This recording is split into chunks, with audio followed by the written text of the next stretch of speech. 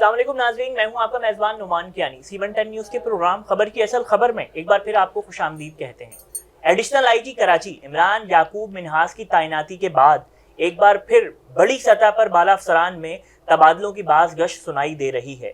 कौन से अजला हैं और किन अफसरान के नाम इस दौड़ में शामिल हैं, अपने मेहमान समीर कुरैशी से ये जानना चाहेंगे और पूछेंगे कि हमें वो नामों से भी आगाह करें और किन जिलों में ये बाज़ गश्त सुनाई दे रही है कि वहाँ पर ज़िली सतह पर ज़िली अफसरान के तबादले होंगे। जबकि प्रोग्राम के आखिरी हिस्से की जानिब हम एडिशनल आईजी कराची इमरान याकूब मिन्हास की जानिब से पुलिस पर मारे गए खुफिया छापों के बारे में भी बात करेंगे और ये भी जानना चाहेंगे कि क्या ये छापों का सिलसिला बस तैनाती के शुरू अदवार तक रहेगा या बाद में भी इसका चेक एंड बैलेंस रहेगा। अस्सलाम वालेकुम। वालेकुम अस्सलाम। आपने सुना होगा कि एडिशनल आईजी कराची माजी में भी जितने जो है वो तैनात जब होते हैं तो ज़िली अफसरानों में जो है वो परेशानी की लहर दौड़ती है, क्योंकि अपनी टीम लाई जाती है, फिर जो है जो जिनसे जहनी मुमासलत मिलती हो काम के हवाले से अभी भी बाज़ गश्त सुनाई दे रही है। आप समझते हैं कि वाकई ऐसा है और किन अजला में जो है ये तबादलों की बाज़ गश्त है, वाकई कोई हकीकत है, कोई वाकई रियलिटी है, सिर्फ अफवाहें हैं? देखें, हर थोड़े दिन के अंदर कोई ना कोई अफसर जो होता है वो तबादलों की कहानियाँ शुरू हो जाती हैं। कोई ज़िला अहम होता है, उसके पीछे 4-6 अफसरान लग जाते हैं, फिर कोशिश कर करके एक आध अफसर ज़िला हासिल करने में कामयाब हो ही जाता है। इस वक्त एडिशनल आईजी कराची की जहाँ तक आप बात कर रहे हैं तो इस वक्त साउथ ज़िला जो है वो बड़े अफसरान के निशाने पर आया हुआ है। बहुत से अफसरान की दौड़ें लगी हुई हैं। ज़ुबैर नज़ीर जो हैं उनकी बतौर ज़िले SSP ये पहली पोस्टिंग है और अब तक साउथ में सही काम कर रहे हैं वो। लेकिन सुनने में ये आया है कि कुछ SSPs जो हैं वो डिस्ट्रिक्ट साउथ में तैनात होना चाह रहे हैं, जिनमें एक लाड़काना से हटने वाले SSP जो हैं वो मसूद बंगश, उनका नाम भी आ रहा है, लेकिन वो मेरे ख्याल से नहीं लगेंगे। उनकी वहाँ से भी शिकायत पे हटाया गया था इनको और अभी तक क्लियरेंस नहीं मिली। ग्रेड 19 के बशीर बिरोही का नाम भी आ रहा है कि बशीर बिरोही जो है उन्हें जो है वो लगाया जा सकता है, लेकिन अब तक बशीर बिरोही के बारे में भी जो है वो कंफर्मेशन नहीं हो रही कि आया उनका नाम आएगा नहीं। लेकिन एक मजबूत उम्मीदवार जो सामने आ रहे हैं वो SSU के जो है कैप्टन हैदर रज़ा, उनका नाम जो है वो मजबूत उम्मीदवार हैं साउथ के लिए। और अगर तबादला हुआ SSP ज़ुबैर नज़ीर का तो हैदर रज़ा साउथ आ जाएंगे, क्योंकि तमाम तबादले तकदुरियाँ जो हैं वो CM हाउस से देखी जाती हैं। ये कोई ढकी छुपी बात नहीं है। और उसमें PS जो CM के होते हैं फ़ारूक बशीर, उनका भी एक बड़ा हाथ होता है जो तबादले। और हैदर रज़ा जो है फ़ारूक बशीर के करीबी रिश्तेदार हैं, तो यकीनन वो सीट लेने में कामयाब हो जाएंगे। और IG सिंध भी जो है उनकी भी गुड बुक में है हैदर रज़ा, तो साउथ लग सकते हैं। अच्छा सर, यहाँ पे मैं सवाल एक लूँगा कि DIG वेस्ट की भी तैनाती की खबरें सुनने में मिल रही हैं, तो इस हवाले से क्या आपके पास अपडेट्स हैं? देखिए, DIG वेस्ट के लिए पहले 2 नाम चल रहे थे, मज़हर नवाज शेख और अब्दुल्ला शेख का। तो अब्दुल्ला शेख जो है वो इंटरव्यू भी हो गया उनका, जो बासर लोग होते हैं इंटरव्यू लेते हैं, वो इंटरव्यू भी उन्होंने दे दिया है। इस वक्त DIG DL ब्रांच बैठे हुए हैं और काफ़ी अजला में SSP भी रहे हैं, कारकर्दगी भी बहुत अच्छी है। और मज़हर नवाज शेख का नाम था, लेकिन वो DIG लाड़काना लग गए। एक नाम और सामने आ रहा था, 2 नाम और सामने आए। अहमद यार चौहान का नाम सामने आया, लेकिन उनकी रिटायरमेंट करीब है। और खादिम रिंद का नाम आया, लेकिन वो कोर्स पर है और रोटेशन पॉलिसी में उनका नाम है। तो वहाँ के लिए मजबूत उम्मीदवार जो हैं वो अब्दुल्ला शेख ही हैं। और जैसे ही कोई तबादला होगा तो अब्दुल्ला शेख का सुनने में यह आ रहा है कि जल्द हो जाएगा। इससे मैं आपको ये भी बताऊं कि हैदराबाद की सीट बड़ी अहम सीट है इस वक्त, जिसके लिए अफसरान की दौड़ें लगी हुई हैं। बाकायदा एक म्यूज़िकल चेयर है, जो म्यूज़िकल चेयर दोबारा शुरू हो गई है वहाँ पे। उस हैदराबाद के लिए जो है मीरपुर ख़ास के SSP हैं फ़ारूक बशीर, वो सामने आए हैं। घोटकी के उमर तुफ़ैल वो सामने आ गए हैं। उसके अलावा अगर देखें तो अमजद शेख कश्मोर के जी वो सामने आए हैं। और टंडो मोहम्मद ख़ान के आबिद बलोच वो सामने आए हैं। इनकी कोशिश है कि किसी तरह लग जाए। फैसल बशीर मेमन के बारे में ये पता चला है कि वो IG सिंध और CM की गुड बुक में नहीं, दोनों की गुड बुक पे नहीं है। दोनों की गुड बुक में नहीं है, उनके चांसेस कम है। अच्छा, उमर तुफैल और जो अमजद शेख हैं, ये अभी कच्चे के इलाके में ऑपरेशन हुआ है, वहाँ मसरूफ़ हैं और शामिल हैं वो भी कच्चे के इलाके में ऑपरेशन में। तो ये दो भी। हैदराबाद के साथ मटियारी का नाम भी लिया जा रहा है मटियारी का अभी तक कोई फाइनल नहीं हो रहा। मटियारी भी उस वक्त जो काफ़ी कोशिशें की लोगों ने, लेकिन नहीं हुआ मटियारी का।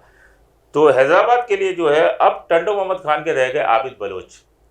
अब आबिद बलोच की भी कोशिश है कि लगे, लेकिन आबिद बलोच के जो उनकी टंडो मोहम्मद खान में कारकर्दगी बहुत अच्छी है, लेकिन उनके लगने के चांसेस बहुत कम है। इसकी वजूहात? इसकी वजूहात ये है कि यहाँ तो वो भारी होता है ना जिसके ताल्लुकात, अफसरान। आबिद बलोच सीधे साधे नौकरी करने वाले अफसर हैं। वो टंडो मोहम्मद खान में भी सीधे साधे तरीके से नौकरी कर रहे हैं, नौकरी करते हैं। तो यहाँ तो नौकरी के अलावा भी तो अफसर चाहिए होता ना, सिर्फ नौकरी करने वाला नहीं चाहिए होता। तो इसके चांसेस कम है। तो अब दूसरी जानिब अगर आप देखें तो अब्दुल सलाम शेख जो हैदराबाद के, वो और साउथ के ज़ुबैर नज़ीर, ये भी इतलात के बाद मुतहरिक हो गए हैं और अब इन्होंने अपना तबादला रुकवाने की कोशिशें जो हैं वो शुरू कर दी हैं। अब देखना है कि ये दोनों कामयाब होते हैं या जो दौड़ में म्यूज़िकल चेयर में आए हैं वो कोई चेयर हासिल करने में कामयाब होंगे या ये दोनों अपनी सीटें बचा जाएंगे। अच्छा सर, यहाँ पे मैं आखिरी सवाल आपसे लूँगा कि हालिया एडिशनल आईजी कराची इमरान याकूब मिन्हास ने शार फैसल थाने का एक सरप्राइज़ विज़िट किया, और सरप्राइज़ विज़िट में एक तहकीकाती जो नज़र, इन्वेस्टिगेटिव नज़र रखने वाला अगर कोई जर्नलिस्ट हो, तो एक मुंशी की जो तजुर्बा होता है वो कम से कम 10-12 साल का होता है। वो तमाम बाला अफसरान के चेहरों से, उनके नंबरों से, उनकी तमाम चीज़ों से चेहरा शनास होता है।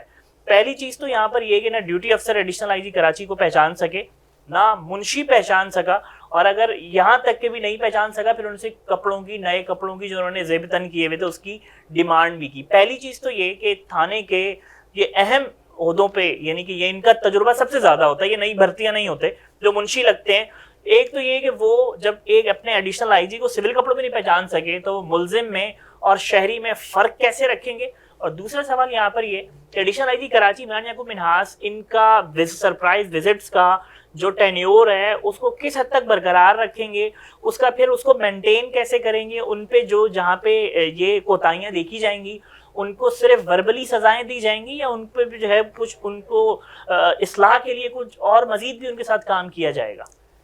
देखें, मैं इस चीज़ को सराहूँगा कि एडिशनल आईजी कराची जो हैं कम अज़ कम ठंडी मशीन वाले कमरों से तो निकले और निकल के वो शारा फैसल थाने पहुँचे।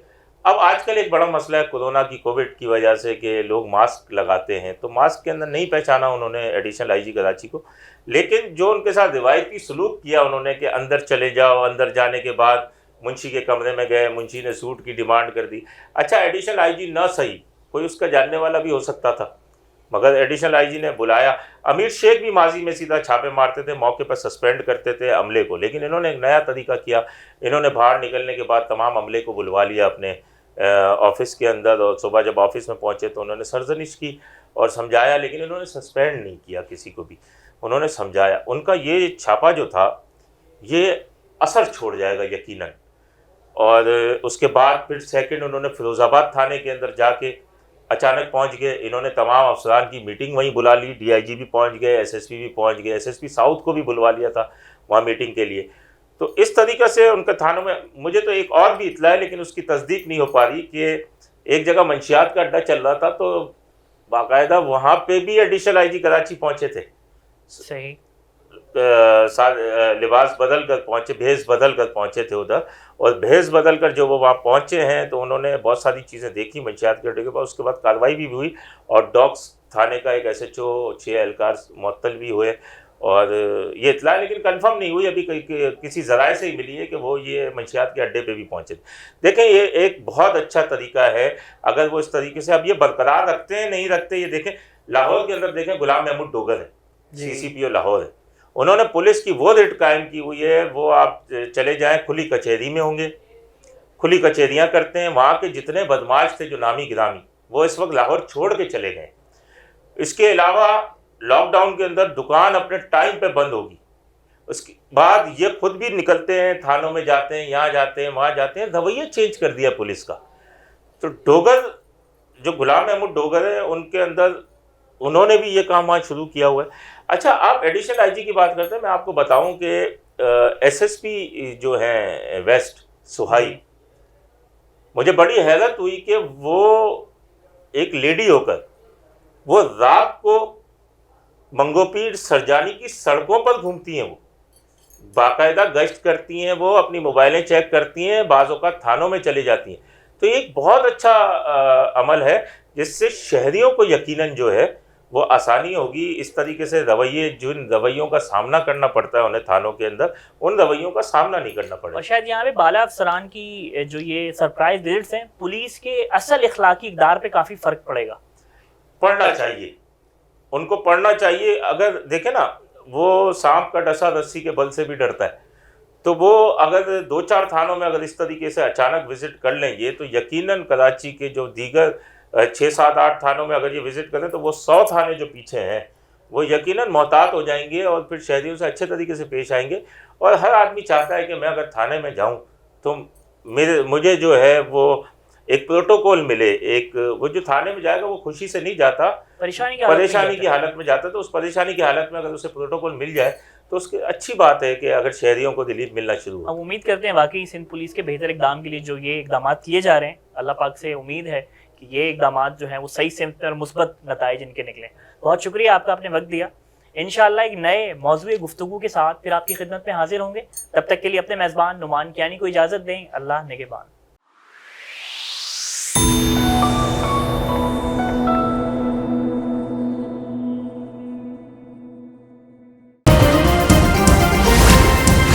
C110 न्यूज़, खबर की असल खबर।